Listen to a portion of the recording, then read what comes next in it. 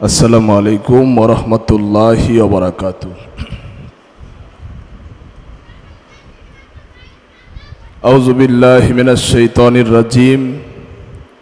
বিসমিল্লাহির রহমানির রহিম। আলা ইন্না আউলিয়া আল্লাহি লা খাউফুন আলাইহিম ওয়া লা হুম ইয়াহজানুন। সাদাকাল্লাহুল মাওলানাল আযীম ওয়া সাদাকা রাসূলুহুন নাবিয়্যুল হাবিবুল কারীম। قال رسول الله صلى الله عليه وسلم ألا إن أولياء الله لا يموت إن الله وملائكته يصلون على النبي يا أيها الذين آمنوا صلوا عليه وسلموا تسليما اللهم صل على मौलाना मोहम्मद वाला ले सैयदना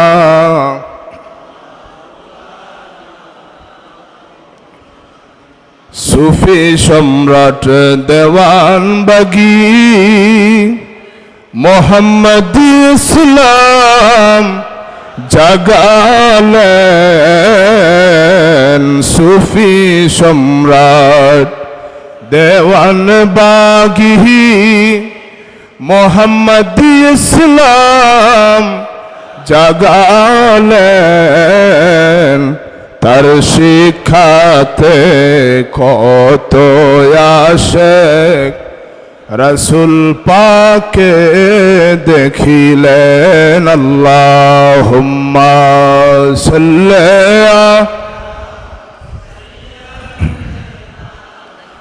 মাওলানা মুহাম্মদ ওয়ালা আলি সাইয়্যিদিনা।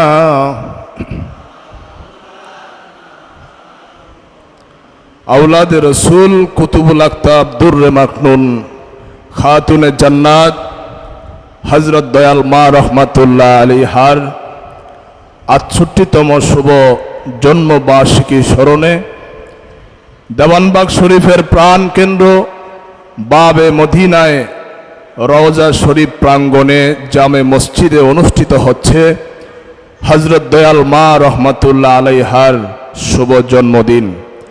আজকের এই জন্মদিনে দয়াল বাবা কেবলা জানের কদম মোবারকে এবং দয়াল মা রহমাতুল্লাহ আলাইহির কদম মোবারকে বাবাজানের আওলাদ বর্গ আহাল বর্গ সকলের কদম মোবারকে শতকোটি সালাম কদম মসি জানাই।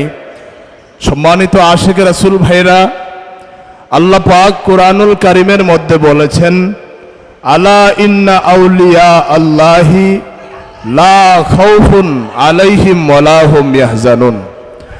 আল্লাহর ওলিদের কোনো ভয় নাই, তারা দুঃখিত হবেন না, তারা চিন্তিত হবেন না। লা খাউফ, তাদের কোনো খাউফ নাই, তাদের কোনো ভয় নাই, তারা চিন্তিত হবেন না। আল্লাহর রাসূল হাদিসে বলেন আলা ইন্না আউলিয়া আল্লাহি লা ইয়ামুত, তাদের মৃত্যু নাই, তারা অমর। তারা অমর এই কারণে আউলিয়া কিরামদের হৃদয়ের মাঝে প্রত্যেকটা মানুষের ভিতরে যে আল্লাহ আছে, প্রত্যেকটা মানুষের ভিতরে আশরাফুল মাখলুকাতের ভিতরে আল্লাহ আছে, কিন্তু আল্লাহ নাই এমন কোনো জায়গাও নাই। লা মওজুদা ইল্লাল্লাহ, কোনো মওজুদ নাই আল্লাহ ছাড়া। সুবহানাল্লাহ বলেন। লা মওজুদা ইল্লাল্লাহ, আল্লাহ নাই এমন কোনো জায়গা নাই আল্লাহ যেখানে নাই।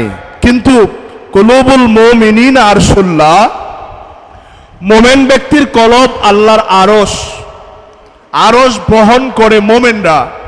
এই কারণে তারা মরে না, অমর হয়ে থাকে।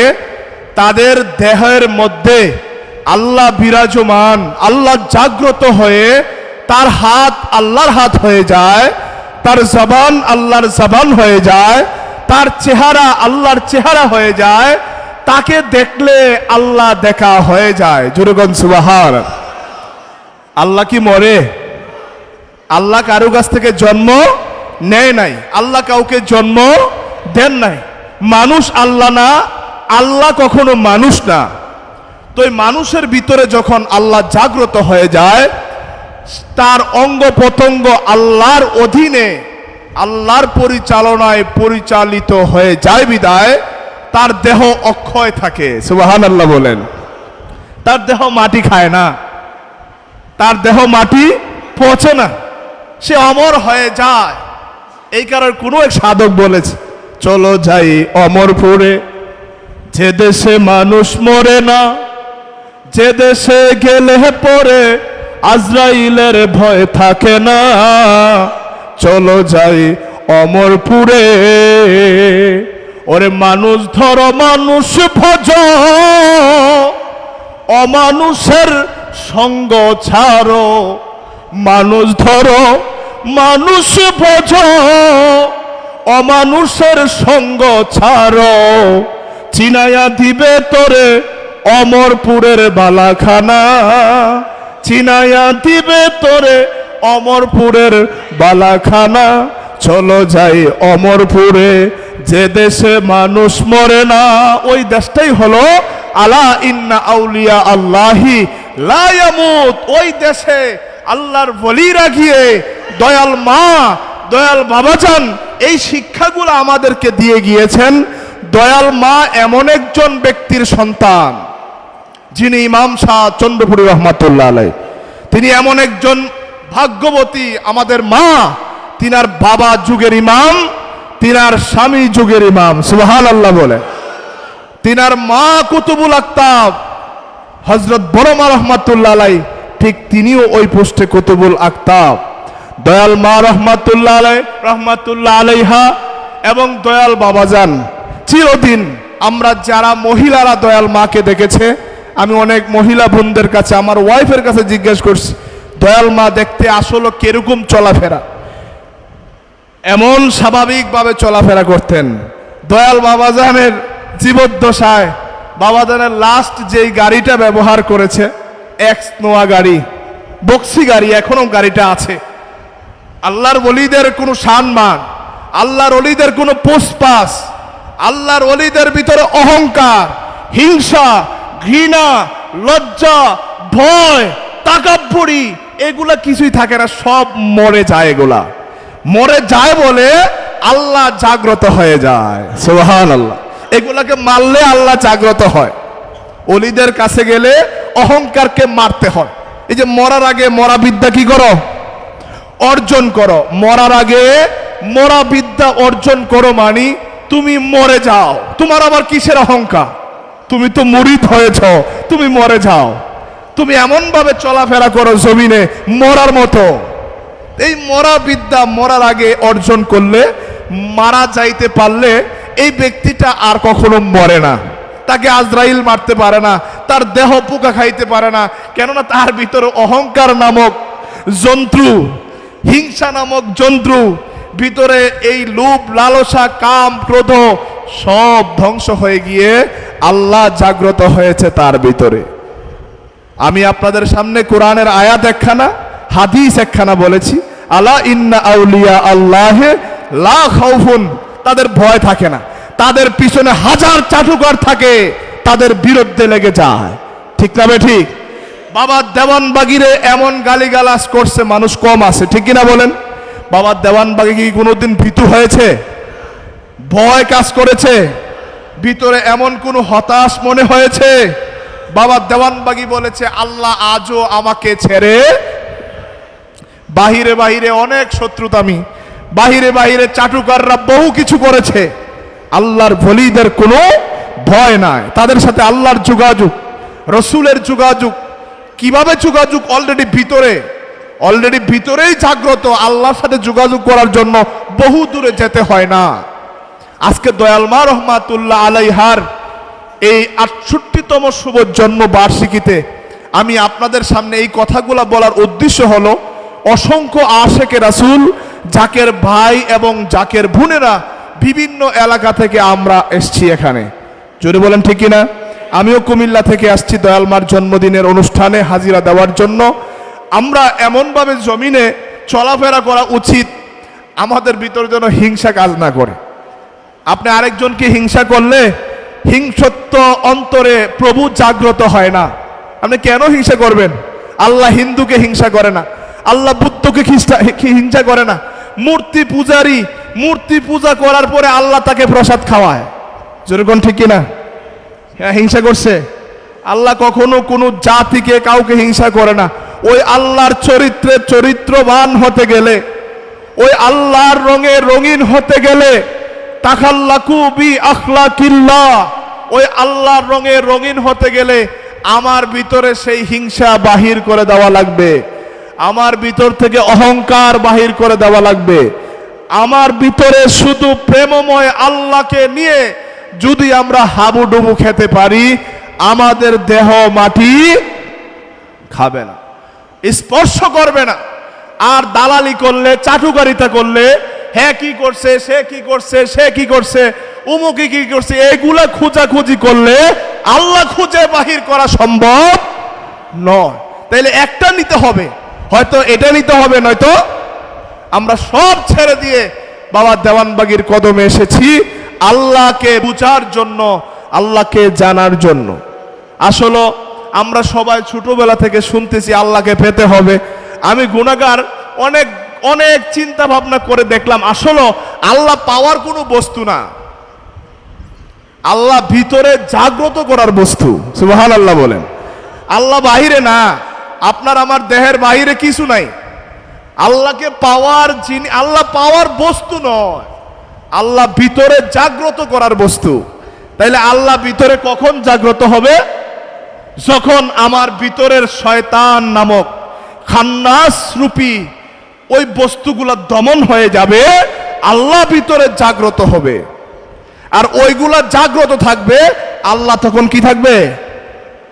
পরম তখন জীর্ণ শীর্ণ অবস্থায় থাকবে, জীব যখন সজীব সতেজ থাকবে। তো আমাদের জীব জাগ্রত, পরম জাগ্রত হচ্ছে না। ওই পরমকে জাগ্রত করতে গেলে জীবকে মেরে ফেলতে হবে, মরার আগে মরা বিদ্যা অর্জন করা লাগবে। বাবাজান কেবলা, এই বাংলাদেশে যখন মাগুরসরা গ্যাস ফিল্ড সিলেটে আগুন লাগছে, গ্যাস ফিল্ডের আগুন তো আর পানি দিয়ে নিবানো যায় না, যায় নাকি? এটা এমন জিনিস, বৈজ্ঞানিকরা বাংলাদেশের বলেছে সিলেটের মাগুরসরার গ্যাস ফিল্ডের আগুন কত দিনে নিভবে এটা কেউ বলতে পারে না। তো দয়াল মার খুব দয়া হলো, দয়াল মা বাবাজানকে বললেন আপনি একটা ব্যবস্থা করেন না, এটা তো দেশের সম্পদ, এটা তো আমাদের দেশ বাংলাদেশ, এই দেশের জন্য যুদ্ধ করলেন, এই দেশের জন্য এত কিছু করলেন, এখন এই গ্যাস ফিল্ডের গ্যাস তো বাংলাদেশের সম্পদ। তখন বাবাজান দয়াল মাকে হুকুম দিলেন যে তুমি তোমার বাহিনী নিয়ে ওই মাগুরসরার গ্যাস ফিল্ডের আগুন নিবানের ব্যবস্থা করো।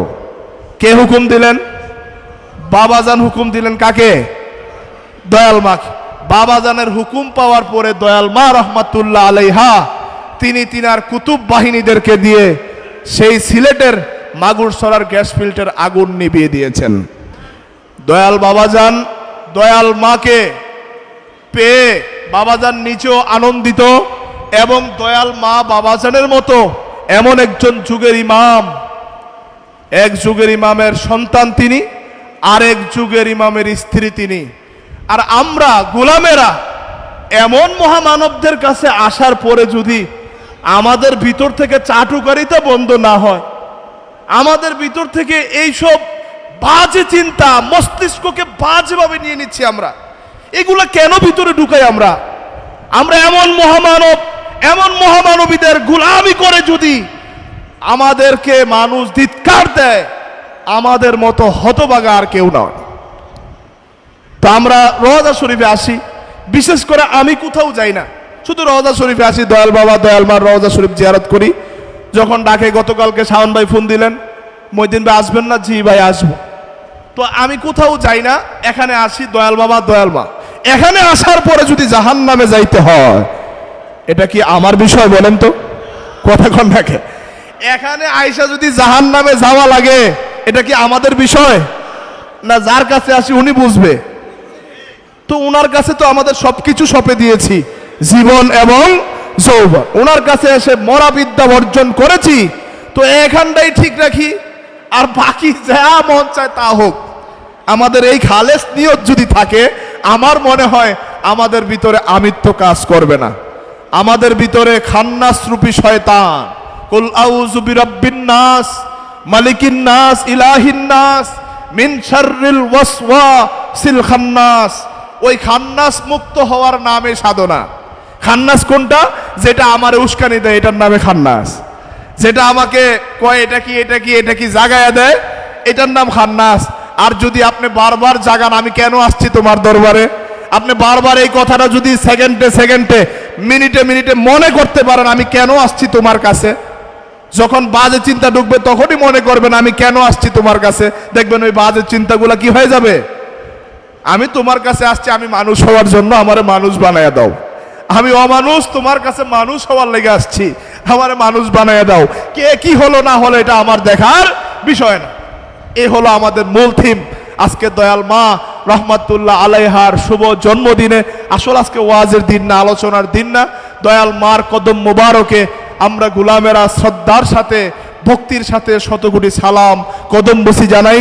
তার পাশাপাশি আমাদের মাথার তাজ, আমাদের চির মুর্শেদ কিয়ামত পর্যন্ত আমাদের অন্তরে ঈমান যিনি সুফি সম্রাট হযরত শাহ দেওয়ানবাগী দয়াল বাবা কেবলা জানের কদম পাকে আমরা গোলামেরা শতকোটি সালাম কদম মুসি জানাই।